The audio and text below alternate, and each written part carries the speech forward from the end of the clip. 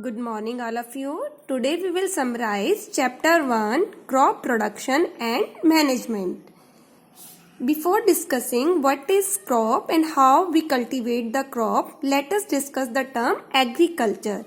Agriculture, it is the science or art of cultivating plants and raising livestock.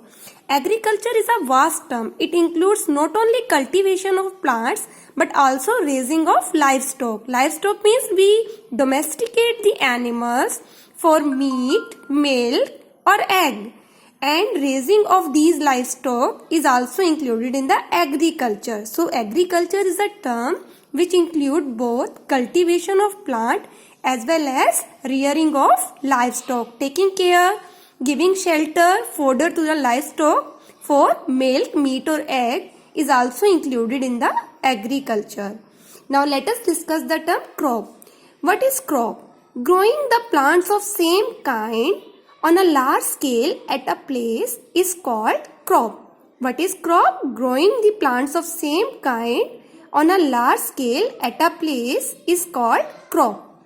Crop can be of two types on the basis of season it is grown. The crop may be Rabi crop or Kharif crop. Rabi crop are the crop which are grown in winter season from the month of October to March. And Kharif crops are the crops which are sown in the rainy season from month of July to October. So what is Rabi crop? Crop which are grown in winter season from October to March. And Kharif crop, crops which are sown in the rainy season from July to October. Now let us discuss about agriculture practices. During cultivation of a crop, a farmer do various tasks to get a good crop, and these tasks are called agricultural practices. So while cultivating a good crop, a farmer has to perform many tasks which are known as agricultural practices. First of all, preparation of soil is done. Before growing any crop, before sowing any seed, soil is prepared first. So what is done in preparation of soil? That is tilling or plowing. First of all, farmer with the help of plow turn and loosen the soil. By the turning and loosening of soil, what happened? The nutrients they come above. By turning the soil, nutrients they come on the surface, and by loosening the soil become porous, airy, so it will become good for the growth of earthworm and microbes which increase the fertility of the soil. So by tilling or plowing, soil is turned and loosened, and by this fertility of soil increases as earthworm and many microbes which increase the fertility of soil, they grow well in such kind of soil. Also, when the soil is airy and loosened, then it is good for the growth of plants. Root can penetrate deep and easily inside the soil and get sufficient nutrient. So, by tilling or plowing, soil is turned or loosened. With the help of a plow, it is done. After plowing, leveling of soil is done with the help of a leveler. This leveler is used to crush the lump of soil, lump of sand. These are crushed with the help of a leveler, so that leveling of soil is done to make it uniform, so that plants grow well in such a soil.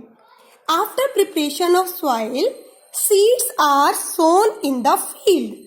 But before sowing the seed in the soil, seeds are selected. How they are selected? Seeds they are put in the water. The seeds which are damaged, they float on the water, and the good seeds they get sink in the water. So in this way seeds are selected and then they are sown in the soil. Either by hand, seeds are sown by hand in the soil in the field, and we call it broadcasting. Sowing of seed in the field by hand is called broadcasting. And a machine called seed drill is also used. So to sow the seed at proper depth and uniformly. Seed drill is a machine which is used to sow the seeds. After sowing of seed, manure and fertilizers are added to the soil.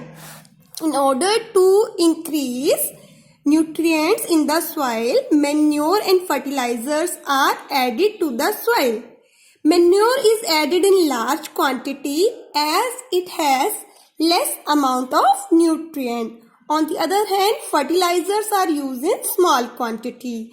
There is main difference between manure and fertilizer is that manure, these are the organic compounds. On the other hand, fertilizers are inorganic compound. Manure is organic matter. It is made of animal waste and plant waste. On the other hand, fertilizers are inorganic compound. Excess use of fertilizers cause pollution of the soil. On the other hand, manure do not cause any pollution in the soil. It increases humus in the soil, which is very good for the growth of plant. Fertilizers do not add any humus to the soil and it causes pollution if it is used in excess.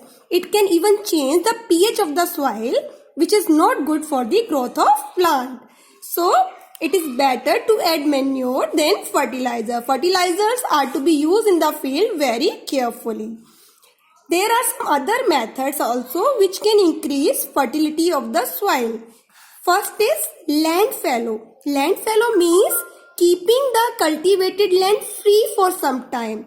Land or field is allowed free for some time without growing any crop. For a season or more, land is allowed free from any crop. And this is called land fallow. Due to land fallow, soil replenishes its nutrient by its own after some time. So, land is allowed free from crop for some time in order that the nutrient get replenished in the soil itself. There is another method and that is crop rotation. Crop rotation method is also good for increasing fertility of the soil. In this, same kind of crop is not grown on the same field. Crops are grown on the basis that different crops are grown on the field. Every season, some other crop is grown. For example, if a particular kind of crop is grown on the field, then it will take particular type of nutrient. So what farmers do, they rotate the crop. They grow different type of crop which use different type of nutrient so that soil will not get depleted of a particular kind of nutrient. Then comes irrigation. These are the methods to increase the fertility of the soil, that is adding manure, fertilizers or using method like land fallow and crop rotation.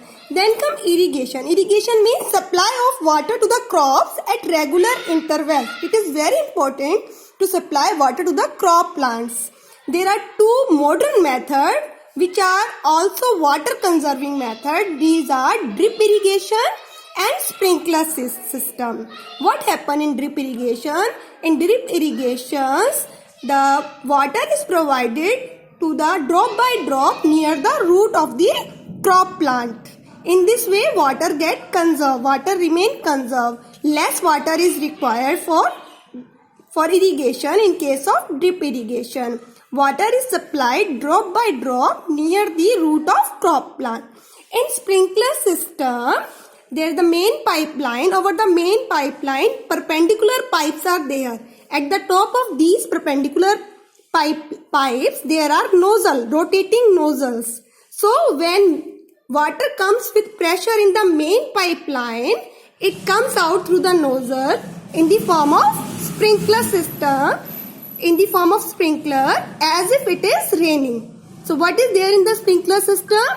In main pipelines, there are perpendicular pipes with a rotating nozzle. So when in main pipeline, water comes with the pressure, it comes out of the nozzle and spread over the crop plants like as if it is raining in the form of sprinkler.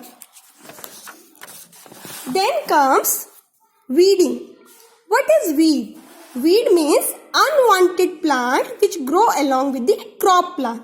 For example, amaranthus, we call it cholai in Hindi, and chenopodium, which we call bathua in Hindi.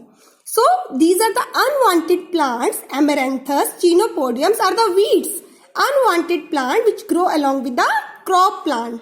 Wild oat, grass, these are also weeds which grow along with the crop plant. So it is necessary to remove these weeds, otherwise they will compete with the crop plant for nutrients, for water, for sunlight, and they also take the place and do not allow the crop plant to grow well.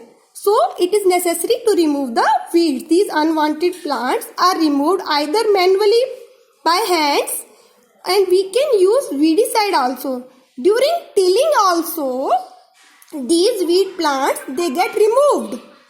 And by using chemicals which we call weedicides to kill the weeds, we use chemicals like 2,4-D. 2,4-D is the chemical which is used to remove weeds from the crop plant. So these weedicides do not harm the crop plant, they only remove the weeds. Then comes harvesting. After the crop get mature, it is harvested with the help of a sickle, manually by using a sickle or by using a huge machine called harvester. So mature crop is cut with the help of a sickle or by using a huge machine called harvester. Then comes the process threshing. In threshing, grains are removed from the stalks, either by beating them on any hard surface or by using a thresher. Threshing is done to remove grain from the stalk with the help of a thresher. Then come winnowing. In winnowing, what happens? Grains along with the chaff is there, and we have to remove lighter chaff from the heavier grains. So we allow the grain and chaff to fall from the height. Lighter chaff will blown away by the wind and the heavier grains will fall down. In this way, two separate heap will form, one of grain and one of chaff. So farmer in the field, by the method of winnowing, separate grain from the chaff with the help of blowing wind. Then comes the most important part, that is storage. The crop is harvested, grains are obtained, then it is necessary that these grains should be kept carefully in the granaries or silos, so that microbial infection or rodents will not eat away these grains, will not destroy these grains which a farmer has obtained by doing very hard work on the field. So storage is very important. Granaries and silos are used for storing grain. These are made free from microbial infection and rodents. Then comes the other important part of agriculture, that is taking care of livestock. It is termed animal husbandry. Animal husbandry means the management, proper management and care of farm animals for milk, egg and meat. For example, buffaloes and cow are milk yielding animals. Hen and ducks, we get egg from them, and goat, cow, buffaloes, chicken, fish, we get meat from them. Some people, they eat mutton, pork, beef, and this meat is called red meat. It contains large content of fats in it. We call it red meat. And fish and chicken meat is called white meat. It has less content of fat and more healthier to be eaten. So in this way, today we have discussed the crop production and management and how we get food from animals. So I hope you understood the chapter well. And if you have any query, you can ask question on my personal number. And I hope you will be able to give answer to the questions which I will give in WhatsApp group. If you have any query, you can ask. Thank you, students.